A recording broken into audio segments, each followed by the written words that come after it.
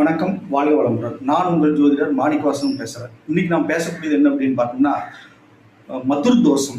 மதுர் தோஷம் அப்படின்னா சந்திரனுக்கு பாதகாதிபதி சம்பந்தப்பட்ட மதுர் தோஷம் ஏற்படும்.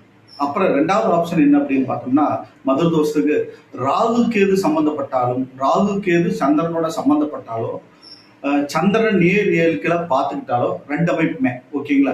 இந்த மாதிரி அமைப்பில் இருந்ததுன்னா மதுர் தோஷம் ஏற்படும். நாலாம் இடத்துல சந்திரனுக்கு ராகு கேது சம்பந்தப்பட்டதுன்னா கூட மதுர் தோஷம் ஏற்படும். நாலாம் இடம் தாய்ஸ்தானம் இல்லையா, அங்க ராகு கேது இருந்தாலும் மதுர் தோஷம் ஏற்படும். நாலாம் இடத்துக்கு பாதகாதிபதி சம்பந்தப்பட்டாலும் மதுர் தோஷம் ஏற்படும்.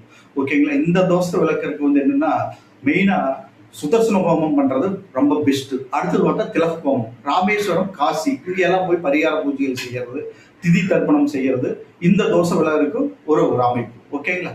வணக்கம், வாழ்க வளமுடன்.